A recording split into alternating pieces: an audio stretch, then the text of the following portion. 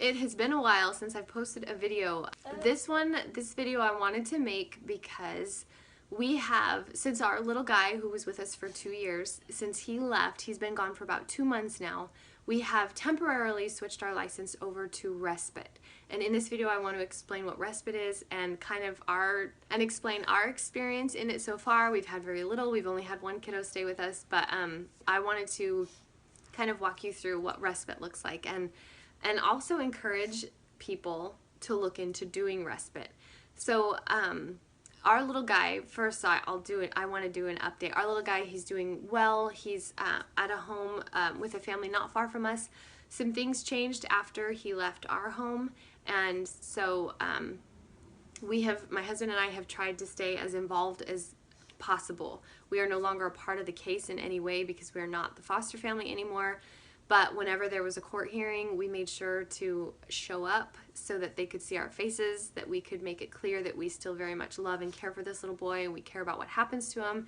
And because of that, I think that's why anyway, the licensing worker for his case has been so gracious in letting us maintain contact with him. So even though there's been some changes in his case and he's at a different place now, she has allowed us to be part of his life. So he has come over to our house. The foster family that he's staying with now, they have been incredible.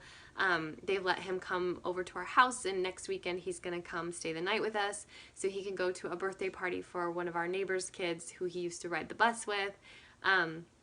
It's been an answer to prayer, really, that we've still been able to maintain a connection with him, even with all the changes that have happened in his case. So that's been amazing.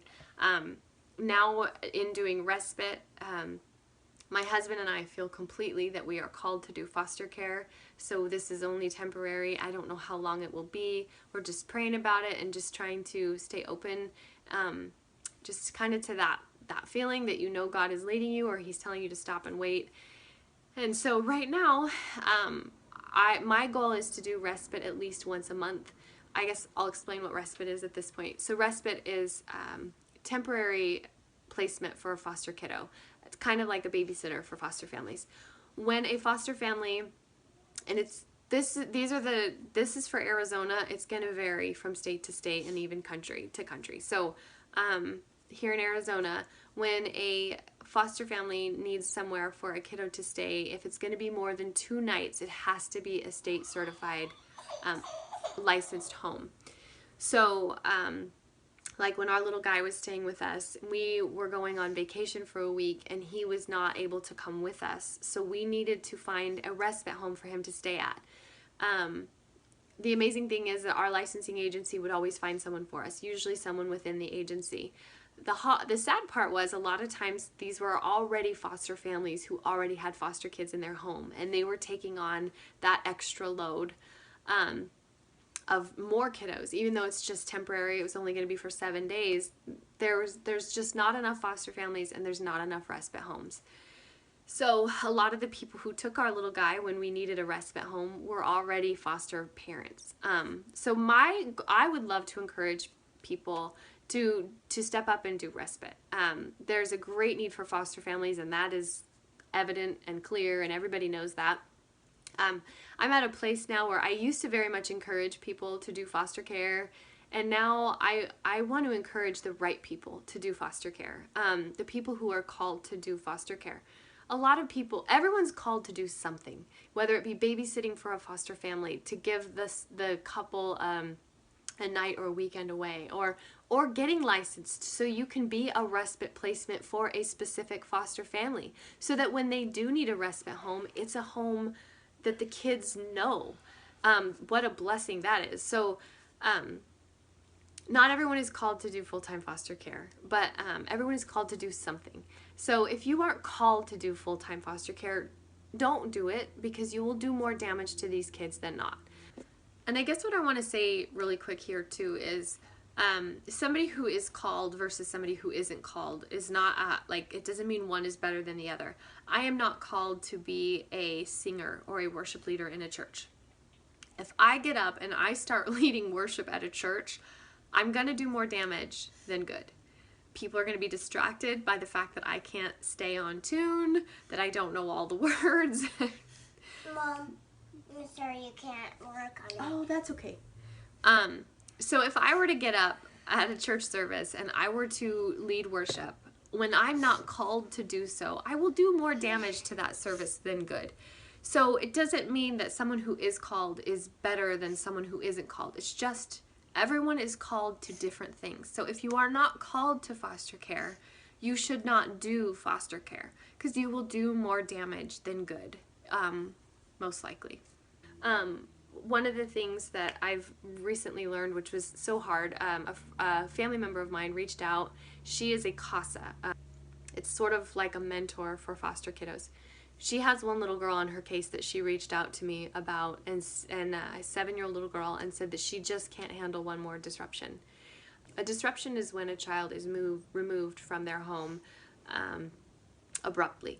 So there isn't a transition period. In your foster care training classes, they talk about transitions, and a transition is what keeps it from being a disruption. So if there's a reason you need a kiddo to no longer be in your care, ideally you would want to transition them into a new home, whether it be another foster home, an adoptive home, whatever the reason is for this transition. You want to do it gradually. It could take just a few weeks, it could take a couple months, it's just going to vary from case to case, and kind of everybody comes together and agrees on the best plan. So ideally you want to transition these kiddos. No matter what the reason for the moving them, do so with a transition. This little girl apparently had been through so many disruptions that her CASA, my relative, was really fearful for her emotional state if she had to go through another disruption. So she was in a panic, quickly trying to find a safe, good home that would actually keep this little girl. And when I responded to her message and told her I didn't know of anyone offhand, did you reach out to this particular agency and licensing agency and see if they have a family? Her response to me was so hard. She said she did actually reach out to that very agency, and the response from the agency was, "We're really disappointed in the families we've been licensing lately." And that was so hard to hear because there's already a shortage in families. And then when the ones who are getting licensed aren't, maybe it's that they're not called. There's a million different reasons. And I don't ever want to judge somebody's reason for closing their license or you know, my husband and I, we're switching to respite. So I never want to judge somebody for their reasons for doing something. But my hope would be that every family would consider these kids before they decide to move these kids or close out their license, to give it a time for a transition. These kids are broken, they're hurting, they're scared.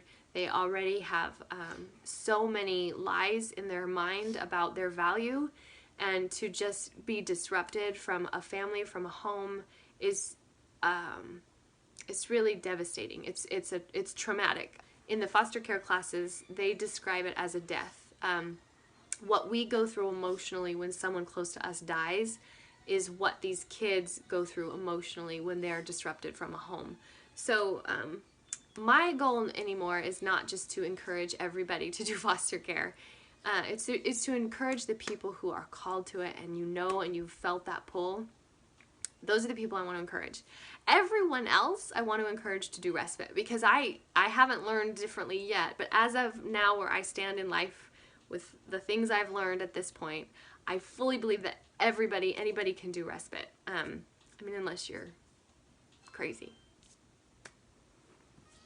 But anybody can do respite. I love respite for the elderly. I love respite for singles who just want to love on these kids.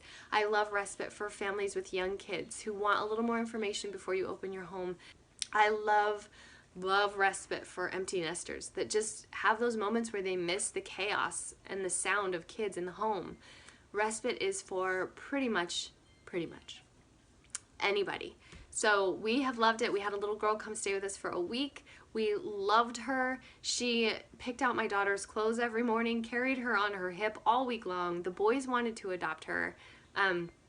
they told her that, which could have been a trigger. For our little guy who used to live with us, that would have been a trigger. It wouldn't have been taken well, for good reason. He didn't want to be adopted. He wanted to be back with his mom. But for her, it was not. Luckily, it was not a trigger. She came and told me about it, and she thought it was so cute that they wanted to adopt her. Okay. So that was our first experience doing respite, and it was an amazing experience, and I can't wait for the next one. We have another little girl coming to stay with us in 2 weeks. I want to do respite regularly so that I don't get used to not having a kiddo in the home.